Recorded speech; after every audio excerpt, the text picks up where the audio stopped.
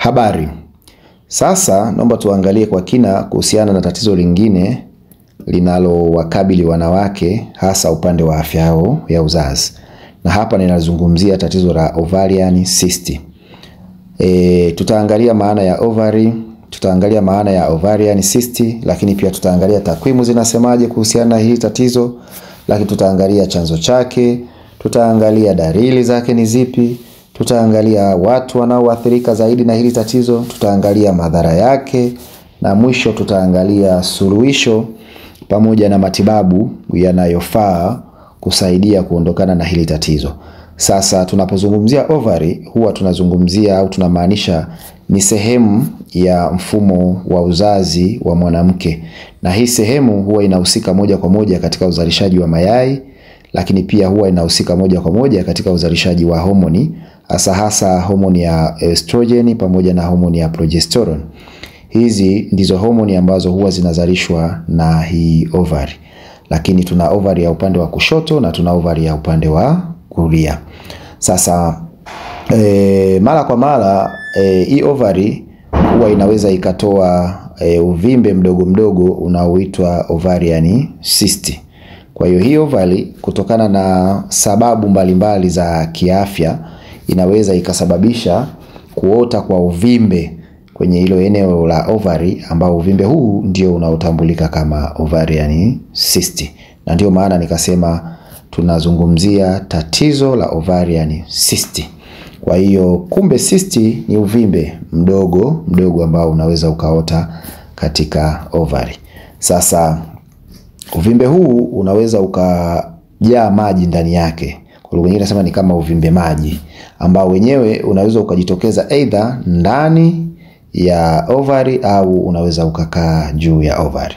Na wanawake wengi sana huwa wanapitia hali ya namna hii, na inaweza ikawa ni mara moja katika maisha yao, au wengine wanaweza kupata hii hali kwa kujirudia mara kwa mara, lakini baadhi yao huwa wanapata uvimbe mkubwa wa sehemu ya ovary, yani wanapata hizi cysts zinakuwa kubwa zaidi, na mwisho wa siku sasa ndio zinawasababishia matatizo mbalimbali ya kiafya.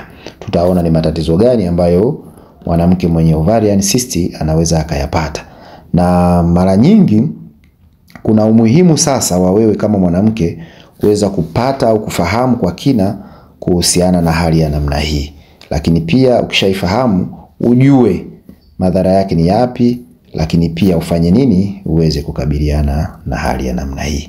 Na ukiangalia kwenye picha yako inakuonyesha hapo ovary za aina mbili. Kuna ovary ya upande wako wa kulia na kuna ovary ya upande wa kushoto. Ovary ya upande wa kushoto hiyo ni normal ovary, yani ovary ambayo haijaathirika na hili tatizo la cyst. Lakini ovary ya upande wa kulia ni ovary ambayo imeathirika na hili tatizo la cyst. Kwa hiyo tutaona sasa vyanzo ni nini, madhara ni yapi na dalili ni zipi. Lakini kitakwimu inaonyesha kwamba ni zaidi ya 70% ya wanawake huwa wanapata hili tatizo. Lakini wanapolipata hili tatizo huwa halionyeshi dalili zozote. Kwa hiyo wanaweza wakaenda kupima ndo wanashtuka kwamba kumbe nina ovarian cyst, lakini ni zaidi ya 70%. Kwa hiyo kumbe ni wanawake wengi sana wanapata hili tatizo, isipokuwa dalili zake huwa hazionyeshi moja kwa moja. Na katika wanawake 10 basi mwanamke mmoja huwa kuna uwezekano mkubwa wa kupata hili tatizo. Kwa hiyo hawa pia katika wanawake 10 huyu mwanamke mmoja anakuwa na hiyo ovarian cyst kubwa. Lakini tunasema 25% mpaka 30% kati ya zile 70%, hawa ni wanawake ambao wanapata hili tatizo la ovarian cyst, na zinakuwa ovarian cyst kubwa ambazo mwisho wa siku zinawasababishia wanapata tatizo la ugumba. Ni 25% mpaka 30%. Hawa huwa wanapata cyst kubwa ambazo wakati mwingine zinasababisha mpaka wapate tatizo la ugumba. Sasa ni nini hasa chanzo cha hili tatizo? Chanzo kikubwa cha hili tatizo ni pamoja na mabadiliko ya homoni. Tunasema kwamba cyst hizi cyst mara nyingi huwa zinatokea wakati wa mzunguko wa hedhi. Kwa kama kulikuwa kuna mabadiliko ya homoni yaliyosababisha mzunguko wa hedhi usiwe sawa na utaratibu wa kawaida, basi huwa unatoa nafasi kubwa sana kumea kwa hizi cyst kwenye ovary. Lakini tatizo lingine ni kupata magonjwa tu ya ovary. Tunapozungumzia magonjwa ya ovary ni pamoja na ile PCOS ambayo nadhani tumekwisha kuiangalia kwenye darasa lililopita. Kwa hiyo inapotokea hii PCOS, na yenyewe huwa inasaidia hizi cyst ziweze kumea kwenye hilo eneo. Lakini chanzo kingine ni tatizo la endometriosis.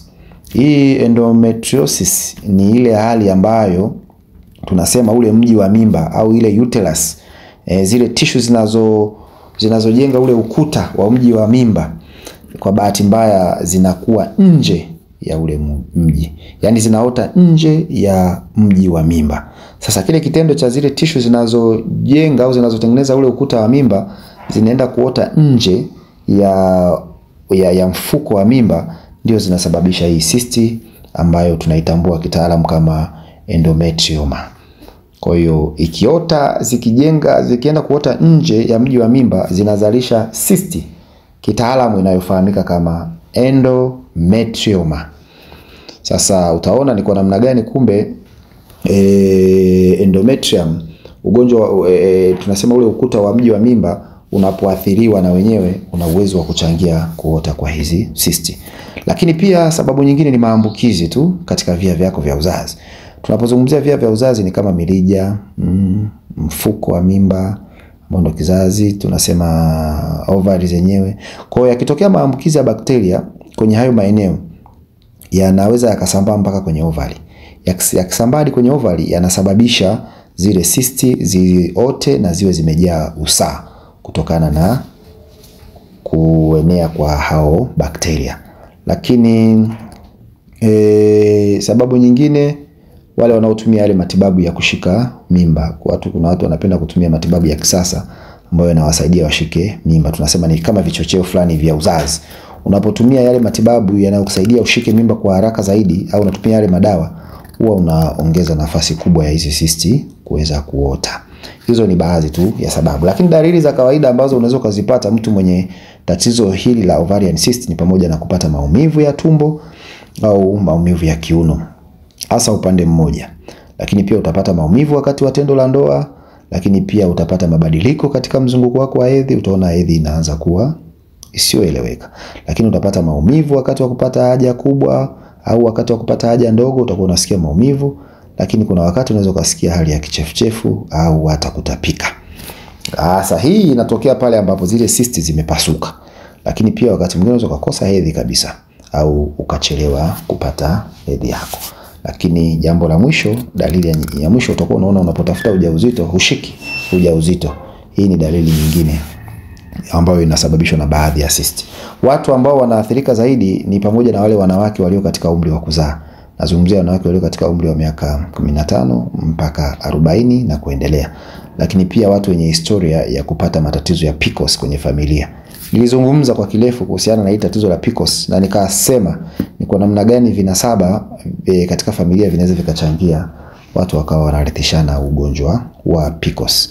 Lakini pia watu wenye matatizo ya hedhi na wenyewe kwa wanaathirika zaidi na hizi cyst. Lakini pia na watu wenye matatizo ya ovulation, yani wale ambao wanapata matatizo ya yai kutokupevushwa kwa kawaida, na wenyewe pia wanapata hili tatizo. Na wanao pia wanaotumia matibabu ya uzazi, tunasema fertility drugs, na wenyewe wanapo kwenye hatari ya hili tatizo. Na watu wenye historia ya hili tatizo la endometriosis, na wenyewe pia wapo kwenye hii shida. Na wanawake wenye wanaotoka kwenye historia za familia zenye ovarian cyst. Madhara yake ni kwamba mtu mwenye hili tatizo anaweza kupata madhara makubwa, ikiwa ni pamoja na maumivu makali sana. Anaweza kuwa anatokwa pia na damu nyingi sehemu za siri, hasa baada ya hizi cyst kupasuka. Lakini pia anaweza akapata matatizo kama ya nyonga. Matatizo kama ya nyonga, anaanza kusikia maumivu makali ya nyonga. Lakini pia anaweza akapata matatizo ya PID ya mara kwa mara isiyoisha. Kubwa zaidi, atapata ugumba, hasa kama ana PCOS ndani yake, lakini pia imegundulika na endometriosis, basi atashindwa kushika ujauzito. Lakini pia anakuwa na uwezekano, japo ni kwa kiwango kidogo sana, kupata tatizo la kansa ya kizazi, hasa wale wanawake ambao wamekoma hedhi. Lakini suluhisho lake ni nini sasa? Watu wenye hili tatizo tunashauri sana, hebu ufanye ultrasound kwanza ili uone ukubwa wa cyst zako zipoje, wingi wake upoje, yani idadi yake upoje, ili sasa unapoingia kwenye matibabu uwe unafahamu unachoenda kukitibu. Lakini pia unaweza ukafanya vipimo vya hormone, ukapima ile hormone ya FSH, follicle stimulating hormone, luteinizing hormone, estrogen, progesterone, ili uangalie ipo katika uwiano au haipo katika uwiano. Baada ya kufanya hayo, basi unaweza ukapata program maalum za uzazi ambazo zitakusaidia kwenda kurekebisha homoni zako, zitakusaidia kwenda kuondoa ule uvimbe ambao wakati mwingine unatokana na seli zilizokufa, lakini itakusaidia kwenda kuboresha mzunguko wa damu, lakini pia itakusaidia kwenda kuondoa maumivu yote ambayo unayapata. Japokuwa kuna wengine wanapenda kufanya upasuaji, basi unaweza ukaenda kufanya upasuaji hasa kwa zile cyst zenye ukubwa wa sentimita 5 mpaka 10, unaenda kufanya upasuaji. Lakini kama pia utaki kufanya upasuaji, basi unatumia utaratibu huo. Ila penda sana kutumia vyakula, epuka kutumia vyakula vyenye sukari nyingi, lakini pia tumia vyakula vyenye omega 3, mboga za majani na nafaka zisizokobolewa. Lakini pia punguza uzito kama unahisi uzito wako ni mkubwa. Kwa hiyo kwa ufupi, tunapozungumzia ovarian cyst ni ile hali ya kawaida tu, inaweza kuwa ya muda mfupi au inaweza ikawa ya kudumu. Inategemea imeota sehemu gani na imeleta madhara gani. Kwa hiyo ufuatiliaji wa kitabibu, lishe bora, mtindo mzuri wa maisha vina nafasi kubwa sana katika kuzuia au katika kutibu hali ya namna hii. Kwa hiyo mwanamke yoyote anayekumbwa na dalili za namna hii ambazo nimezungumza, yani kuwa na mzunguko usio wa kawaida au maumivu yasiyoeleweka, basi anaweza akanipigia simu au akaachia comment yake hapo ili tuweze kumshauri na tuweze pia kumsaidia namna ya kuondokana na hili tatizo. Baada ya kusema hayo, asante sana kwa kunisikiliza.